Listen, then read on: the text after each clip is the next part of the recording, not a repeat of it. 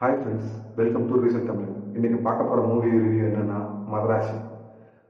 So அதுக்கு முன்னாடி நான் உங்களுக்கு ஒரு குட்டி கதை சொல்கிறேன்.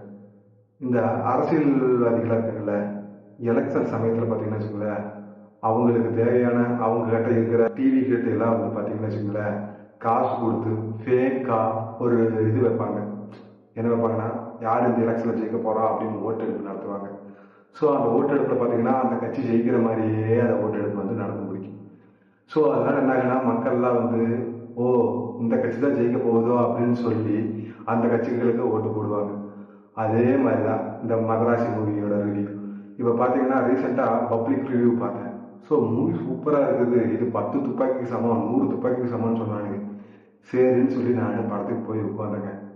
படமாங்க இது, இந்த படத்தில் எப்படிங்க நல்லா இருக்குதுன்னு சொல்கிறாங்க, இது வேற 10 துப்பாக்கிக்கு சமமா. இந்த ரீசெண்ட் டேஸாக பார்த்தீங்கன்னா வச்சுங்களேன், கோலிவுட் சினிமாஸில் அரசியல் வந்து புகுந்துருச்சுங்க. அது என்ன பண்ணுறாங்கன்னா, அவங்களுக்கு பிடிச்ச ஃபேன் அப்படிங்கிற ஒரே காரணத்துக்காக அந்த படத்தை நல்லா இருக்குது அப்படின்னு சொல்கிறது. இதெல்லாம் வந்து எந்த மாதிரி இது கொண்டு போய் விடுனா, ஒரு சாப்பாடு நல்லாவே இல்லைன்னு வச்சுங்களேன், அந்த சாப்பாடு நல்லா இல்லைன்னு சொல்லணும். அதை விட்டு போட்டு அதை சொல்லாமல் அது நல்லா இருக்குது நமக்கு தெரிஞ்சவங்க கடை அப்படின்னு சொல்லி நம்ம போய் சாப்பிட்டோம்னா அதுவே பழக்கமாகி ஓ நம்ம சூப்பராக தான் சமைக்கிறோம் அப்படின்னு சொல்லிட்டு அதே பழைய புரோட்டாவை அதே பழைய சாப்பாட்டை நமக்கு போட்டு போட்டு அனுப்பிடுவாங்க. ஓ இதுதான் மக்களுக்கு பிடிச்சிருக்குது அப்படிங்கிறது. ஸோ அதனால தான் பார்த்தீங்கன்னா வச்சுங்களேன், ஒரு மூவி பிடிக்கலிங்கிறது நம்ம நேரடியாக சொல்கிறது தான் நம்மளோட வழக்கம். ஸோ இந்த படத்தோட கதை என்னன்னு பார்த்தீங்கன்னா, சிவகார்த்திகேயன் வந்து ஒரு பைத்தியமாக நடிச்சிருக்காருங்க. ஸோ அவர் பைத்தியமாக நடிச்சிருக்காரு, ஆனால் மக்கள் எல்லாம் பைத்தியமாக்கிட்டாங்கிறது படம் பார்த்த வரையை தான் எங்களுக்கு தெரிய வந்தது. ஸோ இந்த கதை பார்த்தீங்கன்னா வச்சுங்களேன், ஒரு மொக்க கதைங்க. இந்த கதையை எப்படிதான் ஒத்துக்கிட்டு நடிச்சான்னு தெரியல. பட் சிவகார்த்திகேயனுக்கு பார்த்தீங்கன்னா வச்சுங்களேன், அந்த ஆக்டிங் வந்து பார்த்தீங்கன்னா ஆர்டிஃபிஷியலாக இருக்குங்க. அவரோட ஆக்டிங் வந்து ஒரு நார்மலாகவே இல்லை. ஸோ இந்த ரஜினி முருகன் இந்த இதெல்லாம் பண்ணும்போது பார்த்தீங்கன்னா அவரோட மூவிஸ்லாம் வந்து கொஞ்சம் நல்லா தான் இருந்துச்சு. ஆனால் இப்போ ரீசெண்ட் டேஸாக என்னாச்சுன்னு தெரியல, அவர் போல யாரும் நீ ஒரு ஆக்ஷன் ஹீரோன்னு நம்ப வச்சிருக்காங்க. ஸோ ஆக்ஷன் பார்க்க நல்லா தான் இருந்துச்சு, ஃபைட் சீன்ஸ் எல்லாம் வந்து நல்லா தான் எடுத்துருந்தாங்க, சூப்பராக இருந்துச்சு. பட் ஆனால் அந்த ஒரு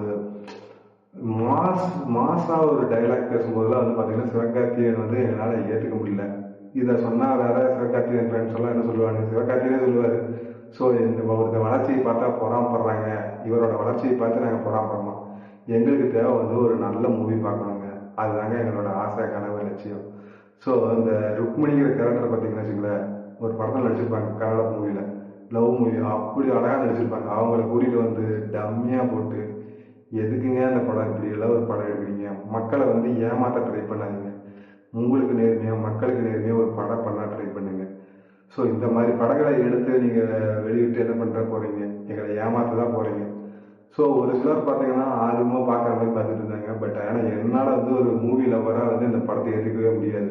ஸோ இந்த மாதிரி ஒரு லாஜிக்கல் மிஸ்டேக் வந்து எப்பயுமே ஒரு படத்தில் வந்து பார்க்கக்கூடாதுங்க. இப்போ கேஜிஎஃபாக இருக்கட்டும், பல மூவிகள்லாம் பார்த்தீங்கன்னா வச்சுக்கோங்களேன், லாஜிக்கு தூக்கி போட்டு படத்தை பார்க்குற அளவுக்கு கான்செப்ட் வந்து நல்ல வெறித்தனமாக இருக்கும், ஒரு சென்டிமெண்ட் போய் உட்காரும். ஆனால் இப்போ எடுக்கிற படங்களில் பார்த்தீங்கன்னா வச்சுங்களேன், சென்டிமெண்ட்டே போட மாட்டேங்குது. ஃபார் எக்ஸாம்பிள் பார்த்தீங்கன்னா மெர்சல் படத்தில் அந்த இன்டர்வல் சீனில் அந்த வெற்றிமாறன் சாகும்போது நமக்கு ஒரு எமோஷனலாக கனெக்ட் ஆகி ஒரு அழுகாட்சி வரும், ஒரு சீன் இருக்கும். ஸோ இதுலாம் வந்து என்ன கருத்து சொல்ல வர்றாங்கன்னே புரிய மாட்டேங்குதுங்க இந்த மாதிரி படங்களில் வந்து. ஸோ இந்த கூலி படமாக இருக்கட்டும், இதுல எல்லாம் பார்த்தீங்கன்னா வச்சுங்களேன், என்ன மக்களுக்கு கருத்து தெரிவிக்க வராங்கன்னு தெரியல. ஒரு நல்ல படத்தை பார்க்கணுன்னு தாங்க நாங்கள்லாம் ஆசைப்படுறோம். அதுக்கு தான் படம் நல்லா இல்லைன்னா நல்லா இல்லைன்னு நாங்கள் சொல்கிறோம். அதை புரிஞ்சுக்காம நல்லா இல்லைன்னு சொல்கிறவனை வந்து டார்கெட் பண்ணி அடிக்கிறது அட்டாக் பண்ணுறதுமா இருக்காங்க. இந்த மூவி உனக்கு பிடிக்கலையா, இதுக்கு மேலே எப்படி படம் எடுக்கிறது, தமிழ் சினிமா எப்போ 1000 கோடி இருக்குது, 1000 கோடி சம்பாதிக்கணுங்கிறதுக்காக நீங்கள் படம் எடுக்காதீங்க, எங்களெல்லாம் சாட்டிஸ்ஃபை பண்ணணுங்கிறதுக்காக படம் பண்ணுங்க அப்படின்ட்டு தான் கேட்க வரோம். ஸோ இந்த படத்தில் பார்த்தீங்கன்னா வச்சுங்களேன், கான்செப்டே ஒன்றும் இல்லைங்க. பார்த்தீங்கன்னா ஓ ஏதோ எடுக்கணுமேங்கிறதுக்காக எடுத்த மாதிரி இருக்குது. ஆக்ஷன்ஸ் திணிச்சு வச்சிருக்காங்க.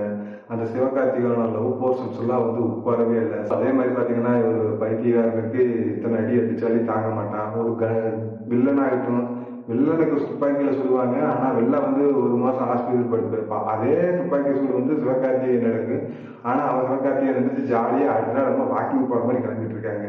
இப்படியெல்லாம் கதை எடுத்தா யாருங்க ஏற்றுக்கவா? ஸோ 2 நாள் படுத்த மாதிரியாவது காமிச்சிருக்கலாம், அது கூட பொறுக்கல இவங்களுக்கு. கடைசியாக கிளைமேக்ஸில் பார்த்தீங்கன்னா வச்சுங்களேன், அவனை கொன்றாதீங்க டே, அவனுக்கு கொல்ல ட்ரை பண்ணவே இல்லைடா, நீ தான் கொன்றாதேன்னு சொல்லி அவங்களை தூண்டி விடுற அப்படிங்கிற மாதிரி இருந்துச்சு. இந்த படம் பார்த்தீங்கன்னா வச்சுங்களேன், இந்த கலகலப்பு 2 படத்தில் சொல்லுவாங்க, ஏய் எங்க அமிதாப் மாமா மேல மட்டும் கை வச்சிடாதரா அப்படின்னு சொல்லுவாங்க. ஸோ அதே மாதிரிதான் நான் வந்து பாத்தீங்கன்னா என் ஆள் மேல மட்டும் மாலதி மேல மட்டும் கை வச்சிடாதீங்கடா அப்பதான் அவனை அட்டாக் பண்ணவே போவாங்க. அவனுக்கு பாட்டுக்கு சிவனெல்லாம் சுத்திட்டு இருப்பானுங்க. ஸோ இந்த மூவி பார்க்கும்போது எனக்கு அந்த காமெடி தான் ஞாபகம் வச்சு. ஸோ இன்ட்ரோல் பிளாக்ல பார்க்கும்போது ஒரு குழந்தைங்க வந்துட்டு அம்மே அம்மே இந்த படம் எனக்கு ரொம்ப பிடிச்சிருக்குமா அப்படின்ச்சு. எனக்கு நான் சிரிப்பு அடக்கவே முடியல. என்னடா படம் இது? ஓ இந்த மாதிரி குழந்தைகளை வந்து கவர் பண்றதுக்காக படம் எடுத்திருக்காங்க போல, நம்ம தான் தவறுதல உள்ள வந்துட்டேன்னு அப்பதான் எனக்கு தெரிய வந்துச்சு. ஸோ இந்த படத்துல வந்து பாத்தீங்கன்னா அனிருத்தோட பிஜிஎம் வந்து அந்த அளவுக்கு கை கொடுக்கல.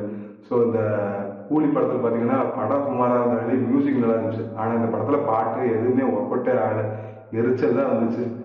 ஸோ இந்த படத்தை போய் பாக்குறவங்க பாத்துக்கீங்க. ஆனா எனக்கு சுத்தமா பிடிக்கலைங்க. இந்த படத்துக்கெல்லாம் பார்த்தீங்கன்னா இந்த படத்துக்கெல்லாம் நம்ம திட்டலைன்னா அவ்வளவுதான். நம்ம அதாவது என்னன்னா இதெல்லாம் என்கரேஜ் பண்ணி விடுற மாதிரி இருக்குது. இவங்களுக்கு எப்படி நம்ம டிக்கெட் கொடுத்து காசு கொடுத்து படத்தை பார்த்துட்டோம். ஸோ எப்படி இவங்களுக்கு வருமானம் வந்துட போகுது. ஸோ என்ன நினைப்பாங்க, இதே மாதிரி படங்களை போட்டு இவங்களை எடுத்து எடுத்து மக்களை வந்து ஏமாத்திட்டே இருக்கலாம் அப்படிங்கிறது தான் அவங்களோட மைண்ட் செட்டாக வரப்போகுது. இனிமேல் இந்த மாதிரி படங்களை தான் எடுக்கணும். ஏன்னா நல்லா இல்லைன்னு சொன்னாதான் ஸோ எப்படி நல்லா இல்லை அப்படிங்கிறத பார்க்கறதுக்காக எல்லாரும் ஆர்வமாக போறாங்க. ஸோ அப்பதான் இந்த படம் ஹிட் ஆகுதுன்னு தெரிஞ்சுக்கிட்டாங்க. ஸோ அவங்க எடுக்கிறது எடுக்கட்டும், நம்ம நல்லா இல்லைங்கிறது சொல்லி தான் தீர்வேன். ஓகே, நன்றி, வணக்கம்.